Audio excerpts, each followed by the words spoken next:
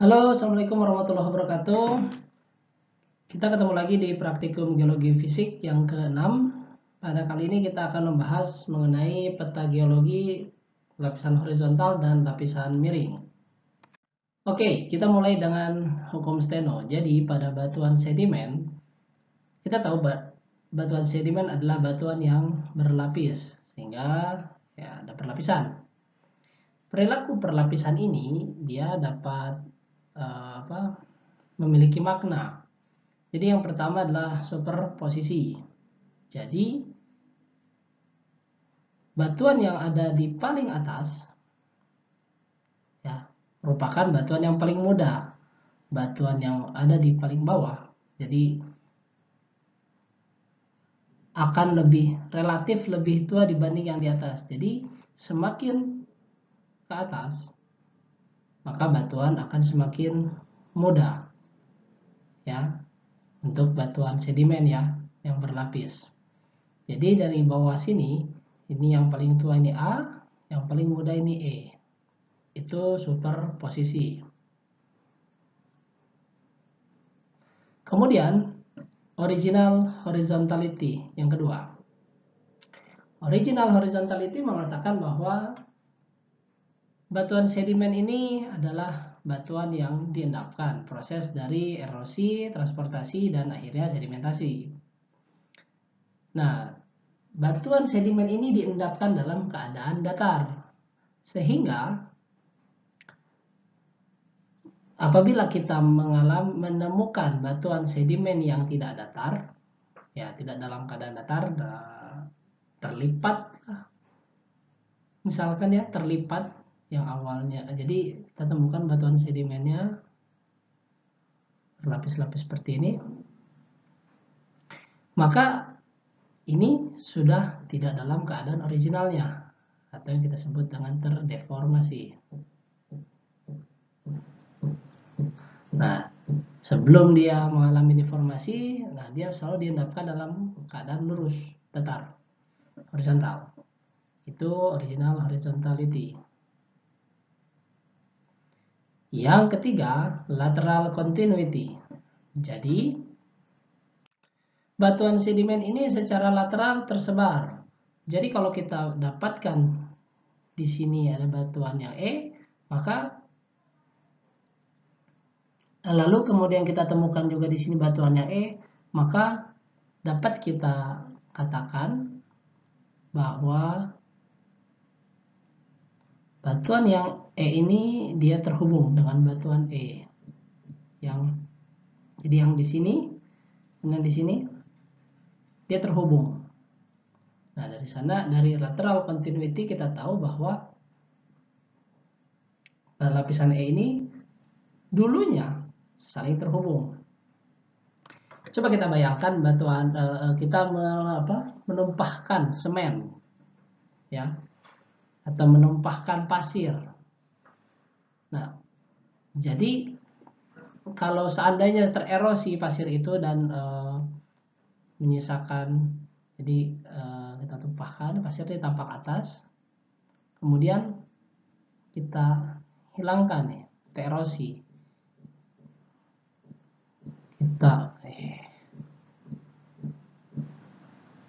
nah setelah kita hilangkan di sini, kita sisakan yang sebelah ini dan yang sebelah sini.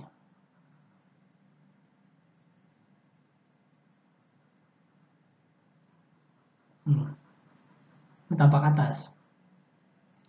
Berarti batuan sedimen yang ada di pasir yang ada di sebelah sini, dan sebelah sini sebenarnya terhubung kan, hanya kenampakannya sekarang kita tidak dapati dia terhubung. Namun karena kita tahu pengendapan batuan sedimen itu kontinu secara lateral, maka batuan sedimen ini akan sebenarnya pada saat pembentukannya dia terhubung. Seperti itu.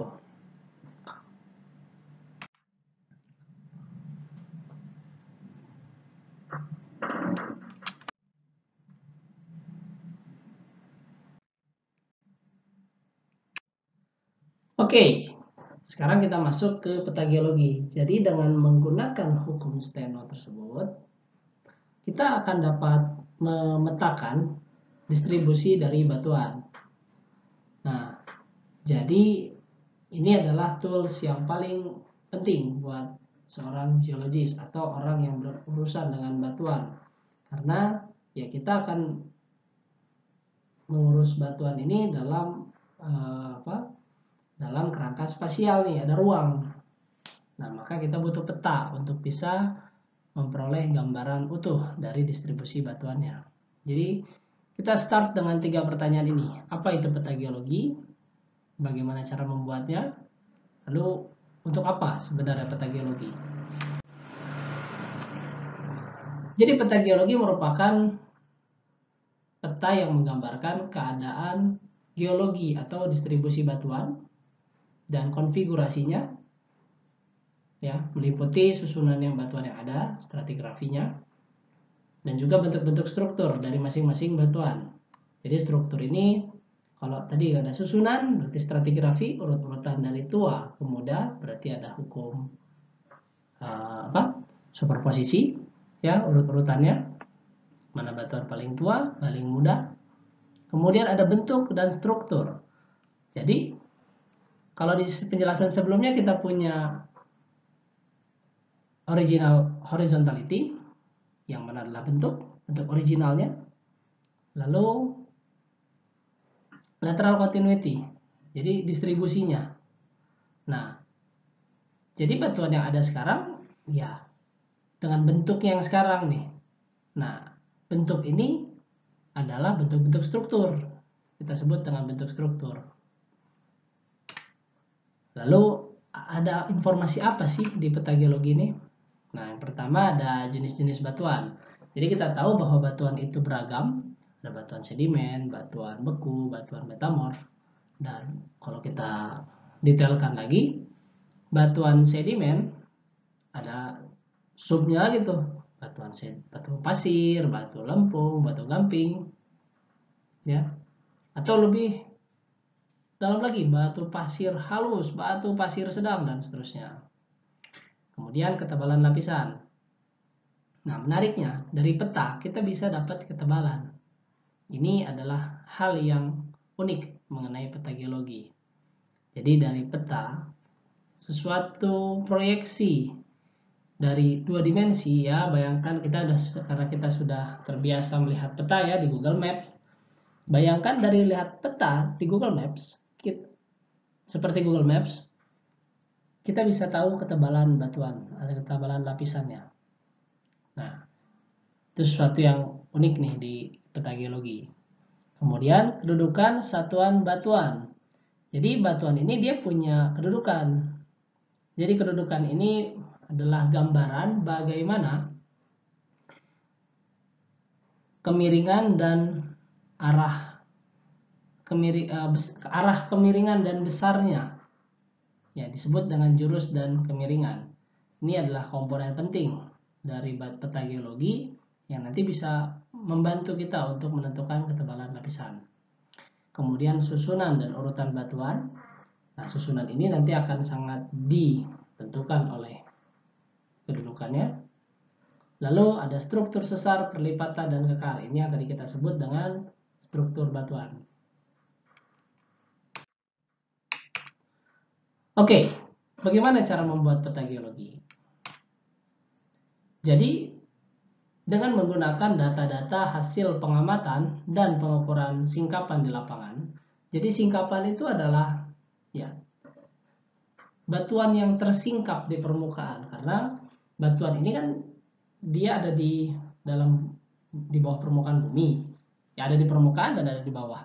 Nah, sekarang batuan-batuan yang ada di bawah bumi itu mungkin pernah tererosi, terangkat, kemudian tererosi, dan akhirnya terbuka, bisa kita amati secara langsung. Nah, itu kita sebut dengan singkapan. Dalam bahasa Inggris, outcrop. Jadi, seperti dipotong batuan ini, permukaan batuan ini dipotong sehingga terbuka, cropped out. Nah, sehingga produknya ya outcrop. Kemudian, Data-data pengamatan, hasil pengamatan dan pengukuran batuan singkapan di lapangan itu diplot pada sebuah peta topografi dengan aturan-aturan tertentu. Jadi dengan memplot data ini adalah langkah awal untuk membuat peta geologi. Nah, ini adalah contoh peta geologi. Di sebelah kanan ini adalah simbol batuan. Umumnya, kalau kita punya bintik-bintik seperti ini, ya umumnya disepakati ini adalah batu pasir. Untuk yang polos ini, umumnya disepakati adalah batu lempung atau batu yang halus. Nah, tapi kalau di sini ini clays ya, yang titik-titik di sini. Jadi ada konvensi, ada juga keterangan. Jadi secara konvensi titik-titik ini bisa disebut pasir, batu pasir. Yang polos ini batu lempung. Nah, akan tetapi kalau keterangan pada peta menunjukkan bahwa yang bintik-bintik adalah clays, yang mana adalah batu lempung, yang polos adalah silts and sands, berarti batuan fragmental, berarti batu pasir, maka ikuti keterangan yang ada di dalam peta tersebut. Nah, yang ketiga ini adalah batu gamping. Umumnya seperti bentuk gambarnya seperti batu bata. Nah, ini aolitic limestone. Nah, ini adalah contoh dari peta geologi. Pada dasarnya dia memiliki komponen dasar dari sebuah peta. Dia punya arah utara. Kemudian dia kan tadi disebutkan bahwa adalah dibuat menggunakan peta topografi. Maka dari itu ya ada peta komponen-komponen peta topografi. Ingat, peta topografi adalah peta yang mencerminkan bentuk permukaan bumi. Maka ya kita kan punya peta kontur nih. Kemudian selain itu ada juga batas unit batuan. Jadi batuan-batuan yang ada di di dalam peta ini dia punya batas kontak.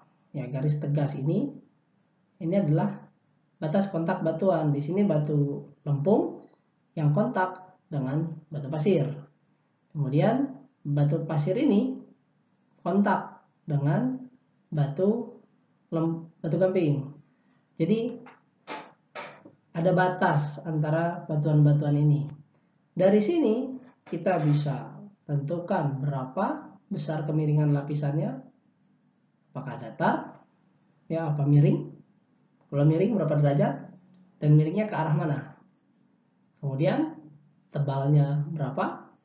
Lalu urut-urutannya dari 5 poin yang tadi. Oke. Dari situ itulah keunikan dari peta geologi. Untuk dapat menggambarkan keadaan geologi pada suatu peta dasar atau peta topografi, ada beberapa aturan teknis yang harus diperhatikan. Pertama, batas litologi dan struktur geologi digambarkan berupa garis, ya. Jadi batas-batas ini kita akan menggunakan sebagai garis. Kemudian penyebaran batuan baku akan mengikuti aturan bentuk tubuhnya. Kita tahu bahwa batuan baku ada yang terdistribusi secara horizontal atau vertikal. Ada yang memotong, ada yang mengikuti lapisan, ada kordan atau diskordan. Kemudian penyebaran batuan sedimen akan tergantung pada jurus dan kemiringannya. Jadi bagaimana garis, jadi penyebaran ini nanti akan dicerminkan oleh batas litologi. Nah, sehingga nanti bentuk batas litologinya akan berubah apabila jurus dan kemiringannya kita rubah. Baik, kita akan membahas mengenai jurus dan kemiringan. Jadi jurus dan kemiringan. Di sini ada batuan, ya. Ini tampak 3 dimensi. Jadi batuan ini permukaan bagian atasnya, ya. Jadi ini adalah ilustrasi dari kondisi ketika kita menemukan batuan atau singkapan di lapangan.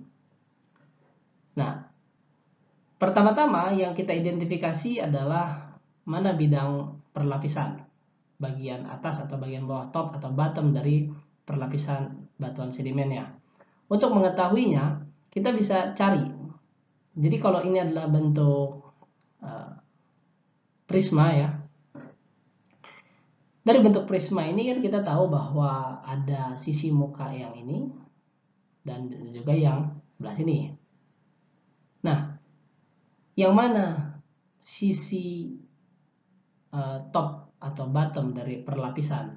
Top itu adalah lapisan bagian atas dari lapisan, bottom itu adalah alas dari lapisan. Nah, untuk mengetahuinya, cari suatu sisi yang mencerminkan adanya perlapisan atau perbedaan batuan.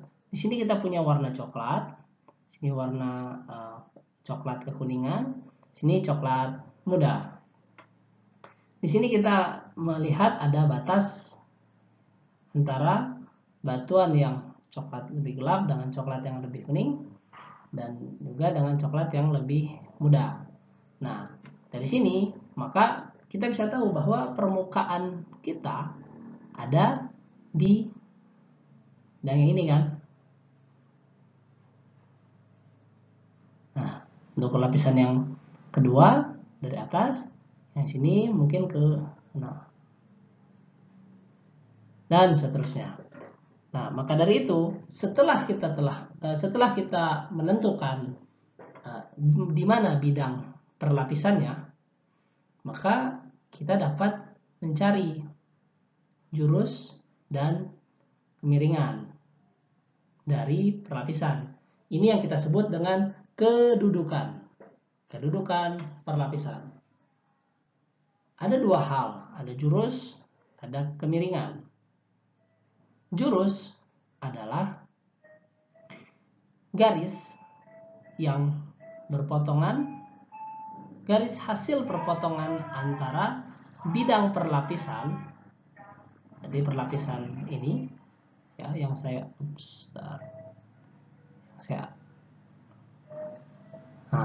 arsir warna merah ini, ya, bidang perlapisan ini dengan bidang horizontal. Nah, kita punya bidang horizontalnya ini, kan. Nah,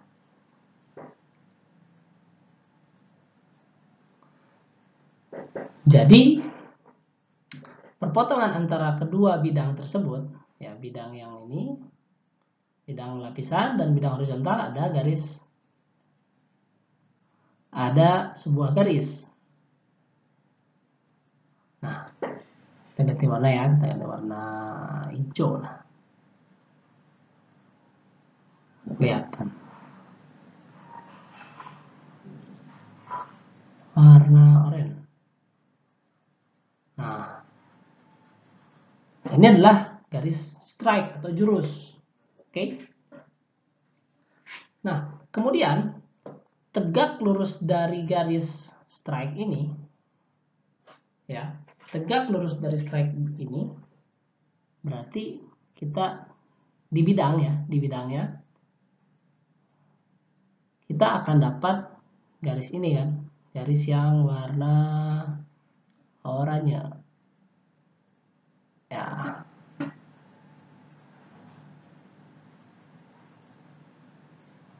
Oke. Nah,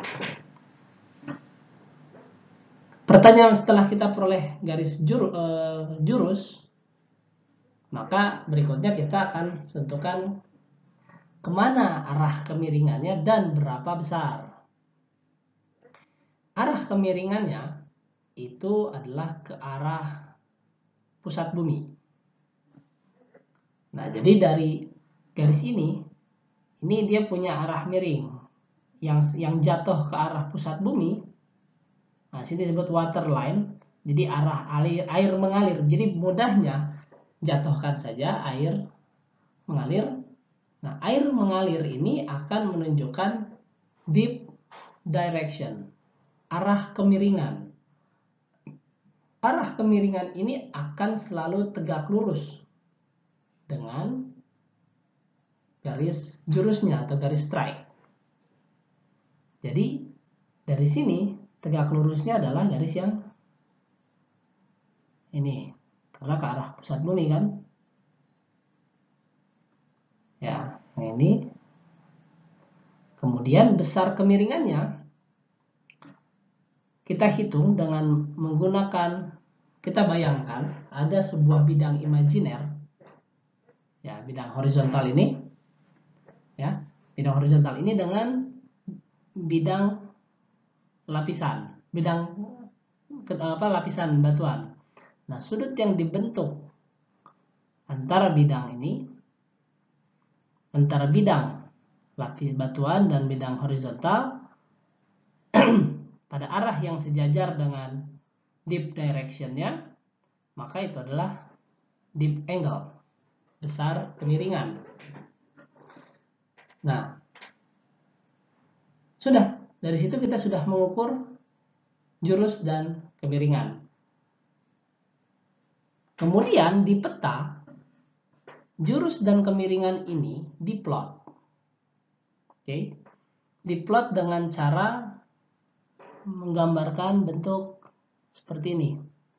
Jadi garis arah strike, nanti di slide berikutnya akan dijelaskan bagaimana menentukan arahnya kemana.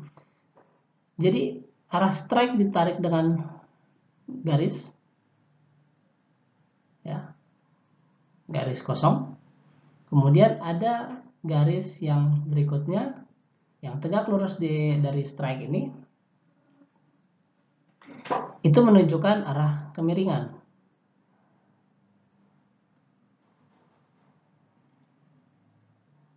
Nah, arah kemiringannya. Nah, ini strike, ini dip. Nah, kemudian angkanya ditulis 45 besar dipnya. Selamat, kalian sekarang sudah bisa mengetahui jurus dan kemiringan dari suatu lapisan dan bagaimana plottingnya dan menggambarkannya di peta.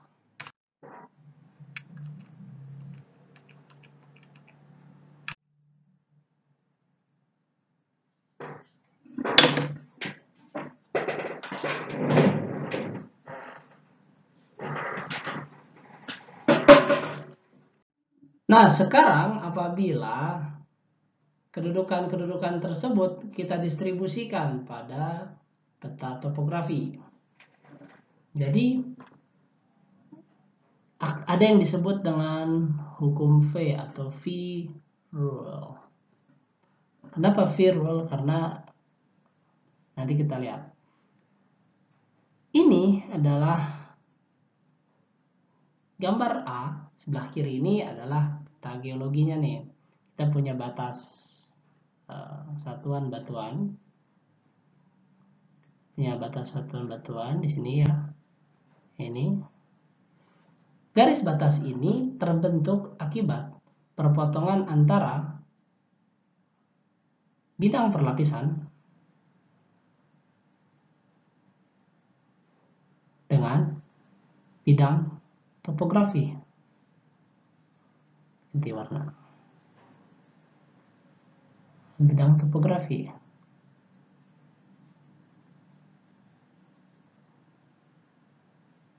Nah, bidang kita kan kita punya tinggian-tinggian di sini nih.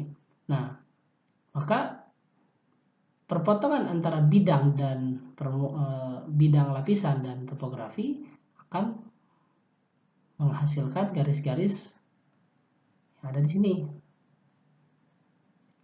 Garis atas batuan kan. Nah, sehingga karena arah kemiringan sama namun bentuk topografi yang berbeda, di sini lebih naik, di sini tinggian, di sini lembah, maka ada bentuk yang seperti huruf V dan ada huruf V kebalik. Ada yang sana, yang seperti ini. Nah, apabila kemiringan lapisan sejajar dengan kemiringan arah kemiringan topografi. Jadi kita lihat nih. Jadi bentuk V ini diatur oleh bagaimana hubungan antara kemiringan topografi dan kemiringan lapisan. Apabila sejajar dan apabila berlawanan, maka akan membentuk arah huruf V yang berbeda. Jadi seperti yang dijelaskan di slide sebelumnya, bahwa batas kedudukan lapisan ini dibentuk akibat perpotongan antara bidang topografi dan bidang perlapisan. Bidang topografi direpresentasikan oleh garis kontur. Jadi kita punya garis-garis kontur ini ya, 200, 300, 400. Kalau garis kontur kan bentuknya akan sesuai dengan bentuk topografinya. Sementara bidang perlapisan adalah ya bidang datar. Maka garis konturnya dapat direpresentasikan berupa garis-garis lurus kan. Nah, karena perpotongan antara dua bidang tersebut, ya sederhananya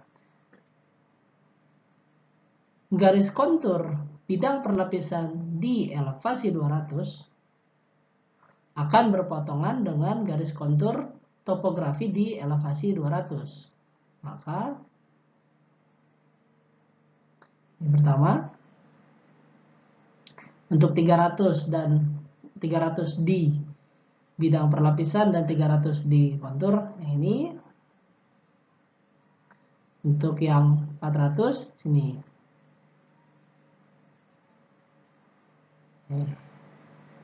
Nah, terus dan seterusnya lalu dihubungkan garis-garis ini. Nah, dari sinilah kita peroleh batas kedudukan lapisan dengan mengikuti hukum V. Ada beberapa kemungkinan konfigurasi kedudukan lapisan relatif terhadap bentuk konturnya. Jadi kalau lapisan itu datar, ya maka bentuknya akan mengikuti garis kontur, ya untuk sebaran batuannya. Kemudian apabila kemiringan yang berlawanan dengan arah aliran sungai, jadi aliran sungai ke arah selatan, sementara batuannya ke arah utara, maka bentuknya akan hampir mengikuti. Jadi arah V-nya sejajar dengan ke arah hulu sungai. Oke. Kemudian apabila lapisan itu tegak, maka distribusinya akan mengikuti distribusi lateralnya. Ya, akan mengikuti distribusi lateralnya. Apabila kemiringan lapisan sejajar dengan arah aliran sungai, sama-sama ke selatan di gambar ini, maka bentuknya akan V-nya ini akan ke arah hilir.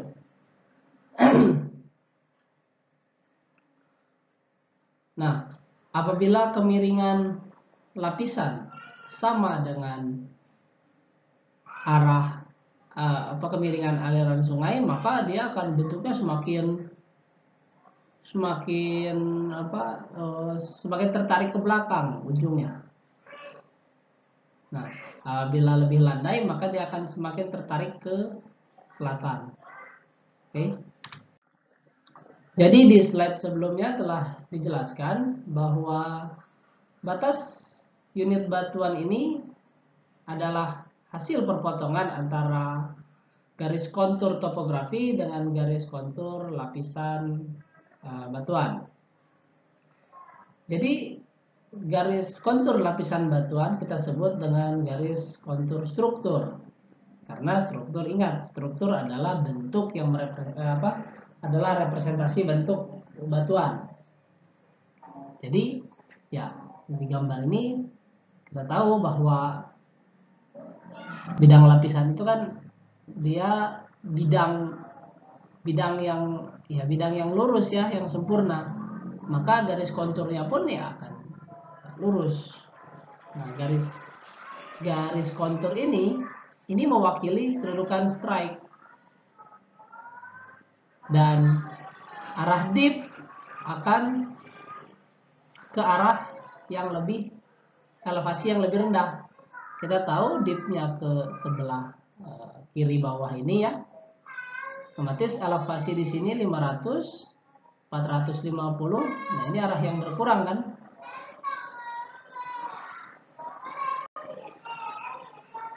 Ya, jadi arah dip itu bergerak ke arah elevasi kontur yang semakin turun. Nah, berikut ini adalah simbol-simbol yang umum digunakan pada peta geologi. Jadi kita punya garis dengan di garis tengah-tengah ada arah dip, ini adalah simbol kedudukan, biasanya miring, kedudukan yang miring disertai dengan angka dipnya. Apabila horizontal maka dia plus. Kenapa plus? Karena di arah manapun dia tidak punya dip, tidak punya strike, sehingga ya kemiringan dia ke segala arah, jadi plus. Untuk vertikal strata, lapisan vertikal, nah lapisan vertikal ini dia strike-nya jelas. Kita punya strike kan dari lapisan yang vertikal. Nah, jadi dari lapisan yang vertikal ya kita punya strike-nya kan.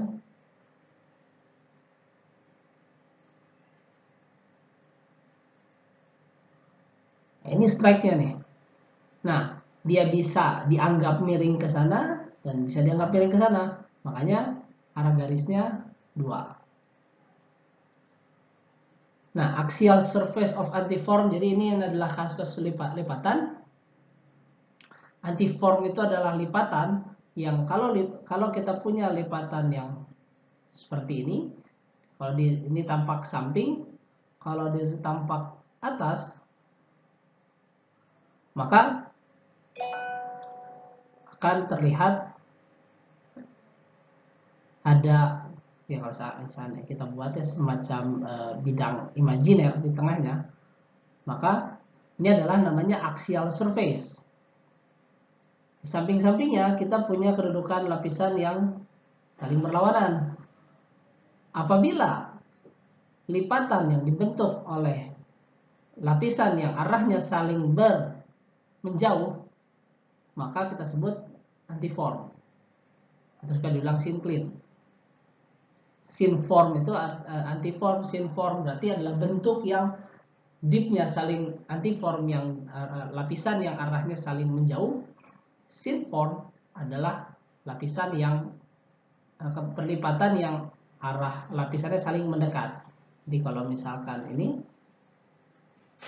dipnya saling bertemu kan, itu synform, syncline, antiform, anticline, anticline. Nah, apabila kemiringannya dia punya sudut, sumbunya ini punya sudut. Ini kalau misalkan kita buat jadi 3 dimensi, kita jadi punya bidang kan, bidang aksial kan, bidang sumbu lipatan. Nah, garis sumbu ini kalau misalnya kita lihat secara tegak ya, dilihat dari arah ke arah sana, maka kalau misalkan bidang ini punya kemiringan,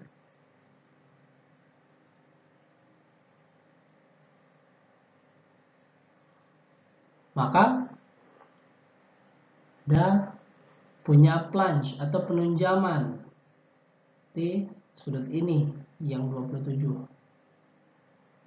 Terus seperti ini. Cleavage, incline cleavage, vertical cleavage. Nah, ini adalah jadi ada kasus-kasus yang advance ya. Jadi pada prinsipnya apa? Di tahapan ini kalian paling tidak cukup memahami ada dua struktur umum, yaitu lipatan dan sesar. Selebihnya itu nanti seiring dengan waktu kalian akan belajar yang lainnya. Jadi apabila sesar yang ada gigi-giginya ini kita sebut dengan sesar naik. Kalau tidak, bukan gigi nih, tapi ada garis-garis seperti itu, ini sesar turun. Ya, ini arah kemiringan lapisan bidang, arah kemiringan bidang sesarnya. Ya, sama, ini juga arah kemiringan bidang sesarnya. Ya, harus dibayangkan secara 3 dimensi. Nanti ini teori dulu, nanti akan sangat mudah kalau kita sudah masuk ke dalam kasus. Jadi yang ada di blok yang ini yang naik, ini hanging wall. Ini hanging wallnya. Nanti ini yang naik, ini yang turun. Oke, kemudian simbol. Jadi ada batuan yang kasar, berukuran sangat kasar, umumnya kerakal sampai bongkah, konglomerat. Jadi kalau konglomerat dia warnanya biasanya coklat, umumnya coklat, konvensi, dan butir, ada gambaran butir-butir bulat-bulat yang lebih besar dibandingkan dengan batu pasir. Sementara kalau bereksi dia segitiga, karena pada dasarnya bereksi dan konglomerat perbedaannya, bereksi dia angular, konglomerat dia rounded fragment. Oke. Lalu yang ketiga batu pasir, ya umumnya diwarnai dengan warna kuning. Napal, ya napal ini kan batu lempung yang memiliki kadar kadar karbonatnya tinggi, lebih tinggi dari, tidak salah, 50%. Nah, dia warnanya biru muda seperti batu gamping. Kemudian lempung itu kalau ada garis-garis seperti ini, nah dia batu lempung, umumnya warna hijau, warna coklat, serpih. Pada dasarnya serpih dan lempung sering kali tertukar. Ya, memang kalau lempung dia garis, ada yang konvensi yang garisnya sejajar, ada juga yang seperti ini, ya seperti yang di simbol serpih, namun warnanya biasanya ya hijau. Kalau serpih dia warnanya abu-abu. Kalau lanau dia ada garis strip, ada titik strip, karena dia pada prinsipnya batu lempung dengan biasanya campuran antara batu lempung dengan batu pasir yang ukuran sangat halus atau sedang. Nah, ini ada batu gamping. Ya, jadi seperti susunan batu bata. Kalau dolomit, batu batanya miring. Di dolomit ini kalau ditetes dengan alizarin red, nanti dia akan berwarna merah. Lalu evaporit merupakan kayak garam, dataran garam. Bisa dilihat contohnya kalau kalian penasaran, Salt Lake atau Salar de Uyuni.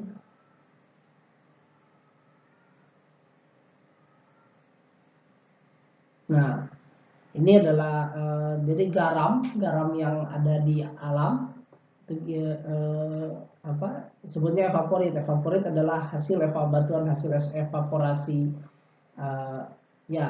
batuan hasil evaporasi, sehingga isinya biasanya tunggal, batu garam atau batu gipsum.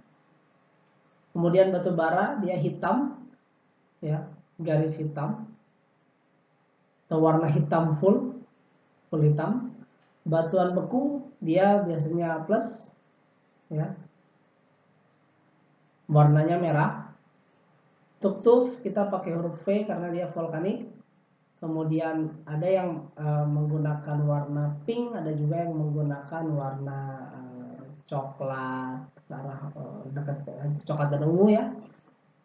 Ya, tapi lebih seringkali digunakan warna pink. Lalu terakhir batu metamorf, dia bergelombang, gelombang-gelombang gini. Nah, warnanya paling umum digunakan warna ungu, yang kan coklat atau ungu. Ya.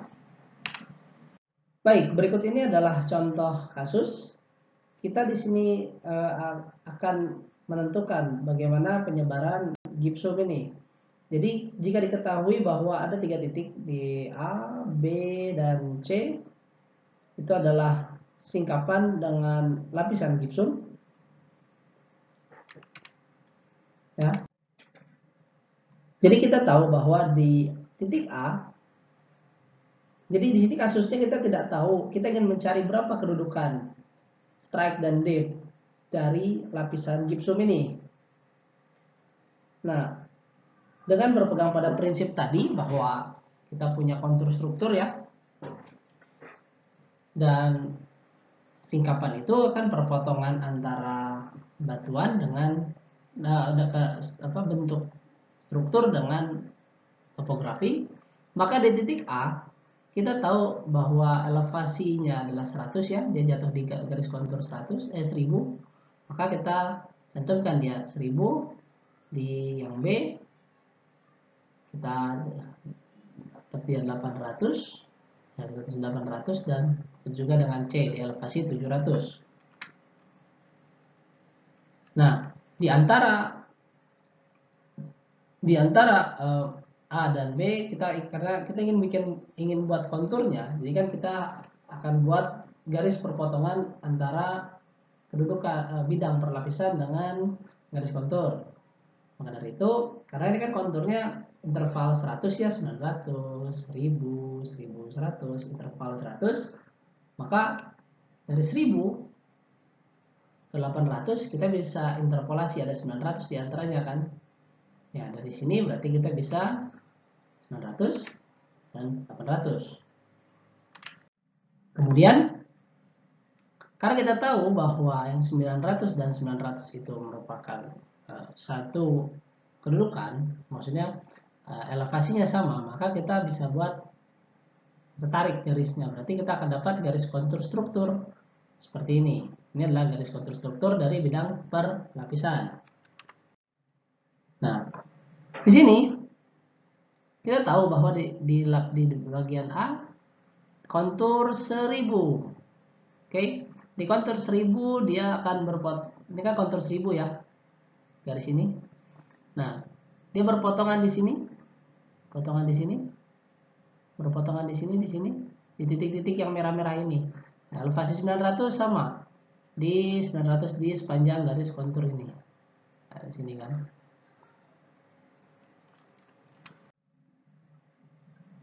Nah, maka dari itu, kalau kita konstruksikan, berarti ada garis-garis batas singkapan nih di daerah-daerah sini nih. Jadi di sekitar sini kita hubungkan, ya. Nah, disinilah kita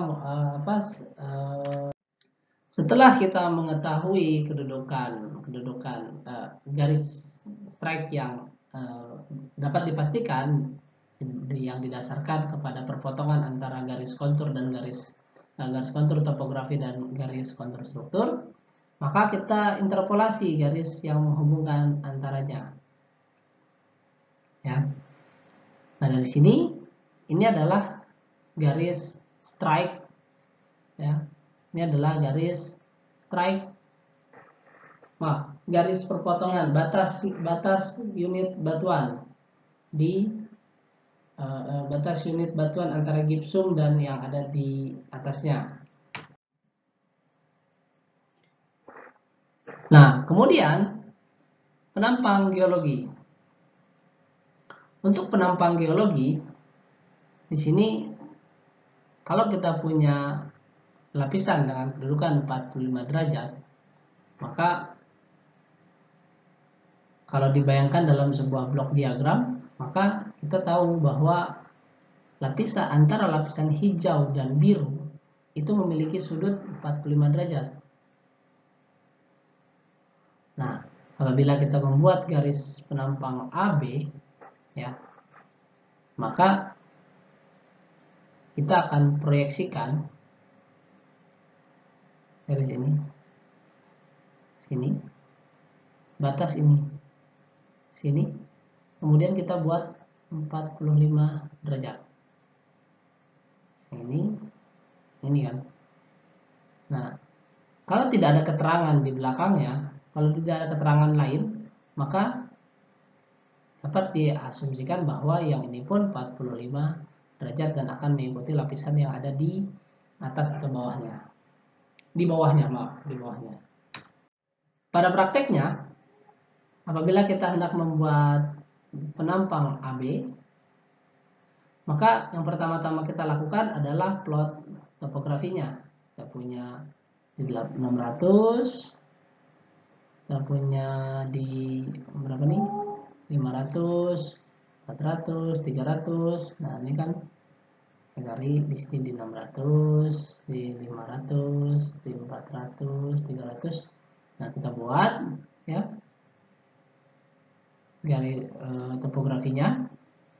Kemudian kita plot juga nih kontur di batas garis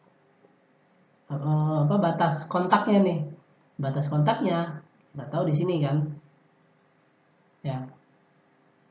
Kemudian besar kemiringannya kita cari kan. Nah, kita plot. Sebelumnya kita cari dulu garis kontur strukturnya kan. Jadi karena kita punya garis ini, maka kita bisa buat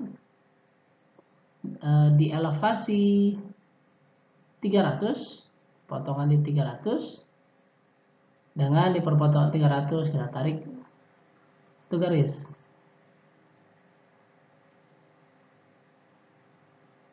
Di elevasi 400 tarik itu garis dan seterusnya. Maka kita plot titik K. Titik K di sini di elevasi 300 kan. Ini titik K, L, M, N. Nah, maka dari sini kita bisa plot kemiringannya. Apabila tidak diketahui kedudukan, jadi kita apabila ini kasus membuat penampang geologi dari kasus penampang geologi tanpa ada data strike depth-nya. Ini kan hanya batas lapisan aja ya. Nah, kita nggak tahu kan nih ini dipping-nya kan tidak dikasih tahu, ini dipping ke sana, ini 60 derajat misalkan gitu, tidak ada keterangannya. Nah, kalau tidak ada keterangan ini, kita bisa buat pakai cara ini. Baik, terima kasih atas perhatiannya. Jika ada pertanyaan, silahkan tinggalkan pesan di Microsoft Teams. Nanti tugas assignment nanti akan saya posting dan tolong pastikan semua orang melakukan turn in ya, klik turn in-nya dan upload tentunya. Oke, itu saja dari saya. Terima kasih atas perhatiannya. Salam.